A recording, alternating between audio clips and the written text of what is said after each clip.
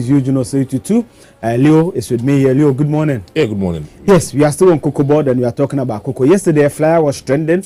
So what did you decide to do? We just decided to go to COCOBOD themselves to get the answers. Does COCOBOD indeed have 10,000 staff? Do they have 8,000 contract staff and more? Why do COCOBOD need 10,000 staff?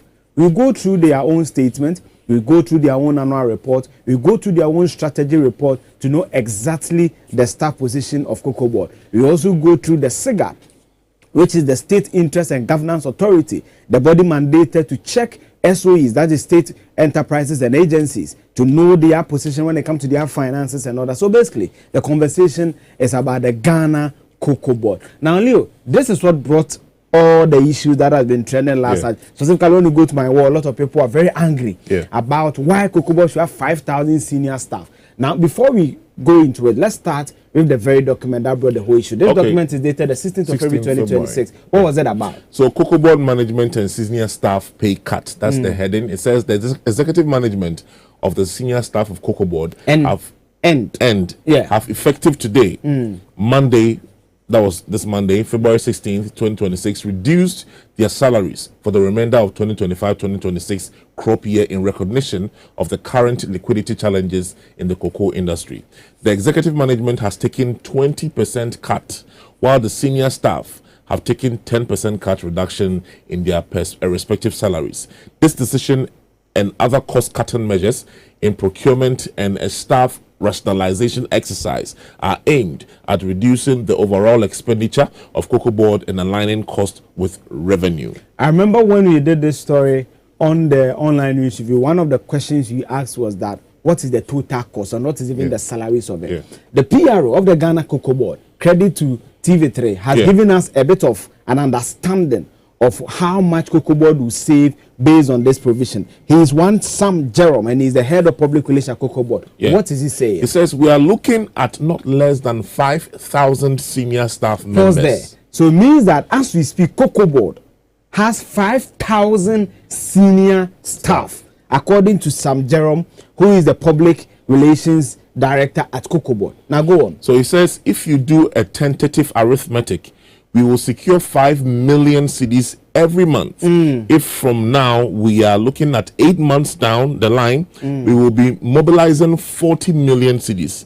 This money can be used to defray some of the debts of our suppliers. Oh, I forgot to bring my phone on set. I don't know how Joel will get it to me. We could have done some math. So he's saying that of the 5,000 senior staff, who will be saving 10% of their salaries, because here they didn't mention the executives. So let's even assume the executives together with the staff, right? Saving 10% of their salary is what? 5 million Ghana cedis. So it clearly tells you that of the 5,000 staff, Ghana is paying in excess of about 100 million every month. So which means that the 10% is about 1,000 cedis per senior staff. Yes.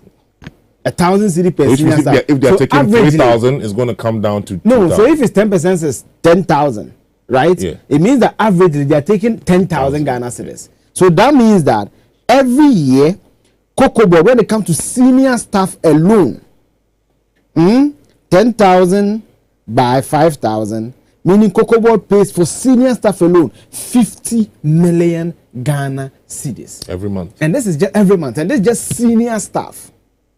He says, we are looking at not less than 5,000 senior staff. And you see, the operative word is not less than. So meaning that there could be more.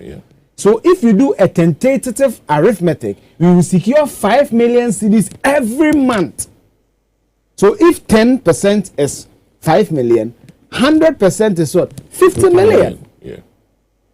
COCOBOD 5,000 senior staff. So I decided to go through their own policy document. Let's even forget about the SOE's record and all that. For the record, basically what I wanted to do with this slide, our part of the presentation was that in 2024, according to SIGA, the State Interest and Governance Authority, COCOBOD recorded a loss of what? 1.88 billion Ghana cedis. Whilst other agencies were recording profits like BOST, like JMPC, except TOR, Gridco, ECG, the usual suspects, and COCOBOD were recording what? Losses. So, for example, COCOBOD recorded a loss of what? 1.88 billion. Ghana what at 3.64 billion. This is the status quo of COCOBOD according to SEGA. Now, Leo, let's go further to the report.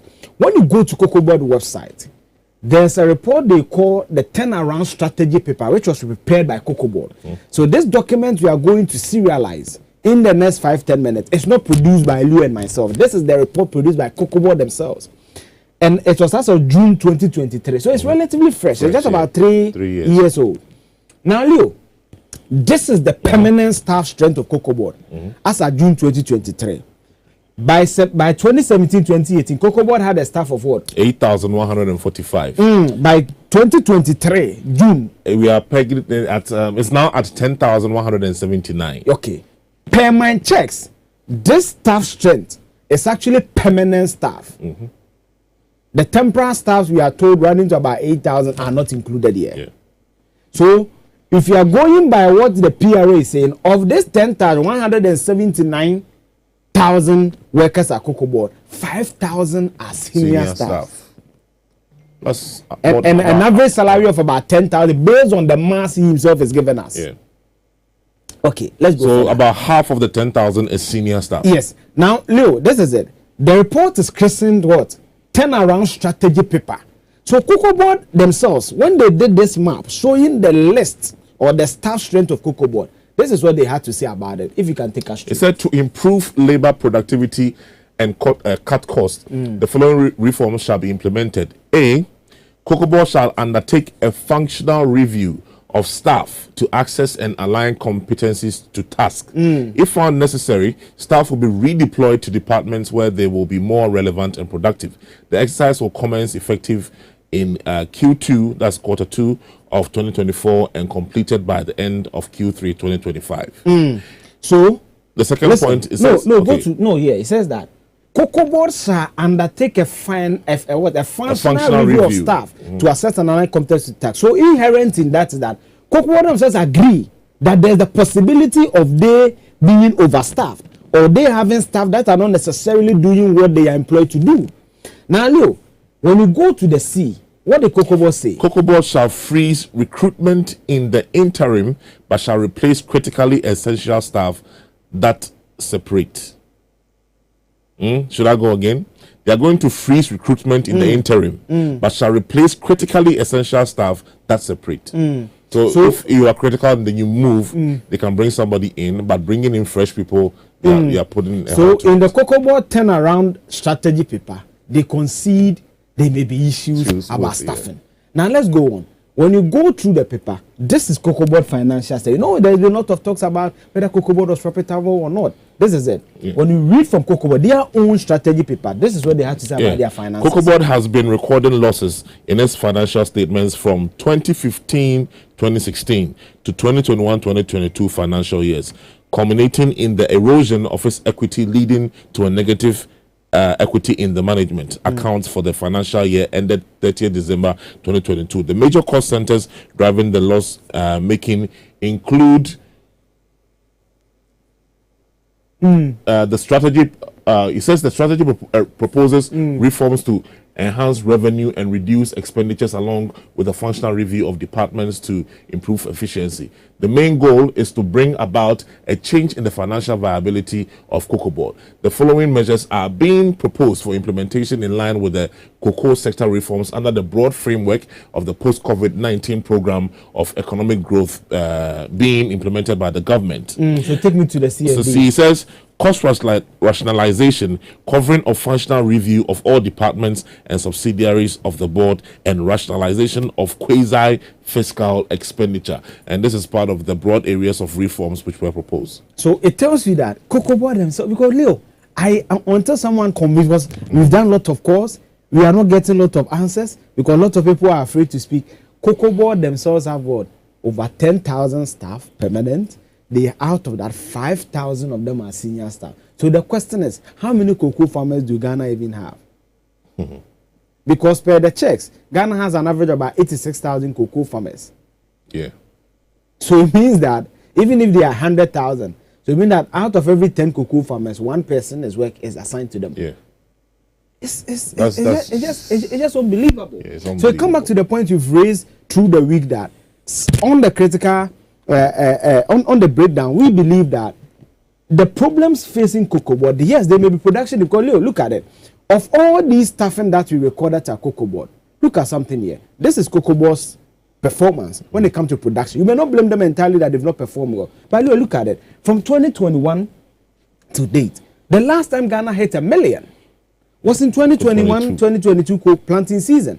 Since then, the highest we've done, in fact, in 2020-2024, we did just 550,000. Yeah. Half of what we did in just about 2 years. So it tells you that, are the staff really working? Yeah.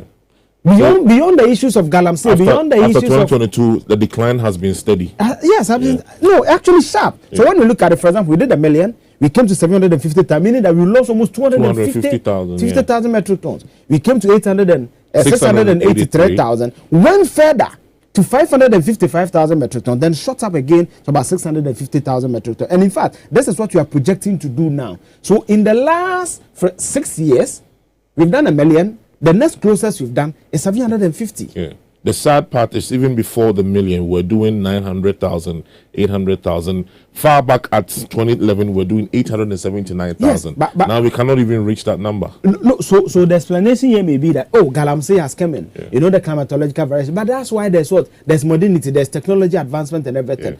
Yeah. Can COCOBOD do, because the staff performance doesn't commiserate with what you are seeing here when it comes to performance. Look at our revenue. This is the COCOBOD revenue picture from 2016 to 2024. The revenue has slumped. Even in 2016, we're making 2.59 billion. Currently, with the advancement of modernity, staff of 5,000 of them being senior staff, drawing a salary where when they even cut their salary by 10%, we are saving 5 million cedis. We are now doing just about what? 1.69 billion. So how does it make sense that you are employing more people but your production is declining? Exactly.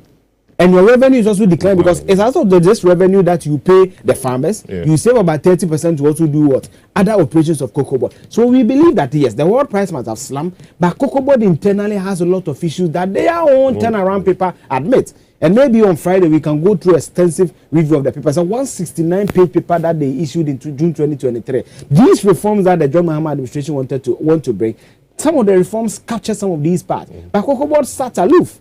And today we have the quagmire we find ourselves in. So for me, this is the issues the COCOBOD must look at. Production is slumming. Why is production slumming? On the part of COCOBOD, what can they do? They have staff that their own turnaround paper says that these staff may not be doing what they employed. In fact, because some of these things are not an official document, you cannot say. But yesterday, you and I had calls where people were saying that they go to work, pick their bags, and they just go home. Yeah. And at the end of the month, they draw salaries. Yeah. I don't know what to make of all this. I mean, prudent measures needs to be put in place to make sure that cocoa farmers are paid well, and those also who are working, we make sure that they do what they are supposed to do. It's about time that we stop using these institutions as political pawns on a chessboard for the whims and purposes of. So when a party wins power, all the big men submit about 5 people. 5 people, yeah. And they just go through the system. Yeah. And then they leave them there, and it has been piling up ever since. Oh, God. How can we run it? So, just as we took you to COCOBOD, these are the issues at COCOBOD. I don't know what to make of it, but feel free to share your comments with us when you go to LUV99.5 on YouTube, where we stream. The video will be there. You can catch it again. On Friday, Leo will be back on your radio with the breakdown. My name is Eugene Osei82, and Leo helped me with this. David did the production. We thank you. Have a good day. See you on Friday. Yeah.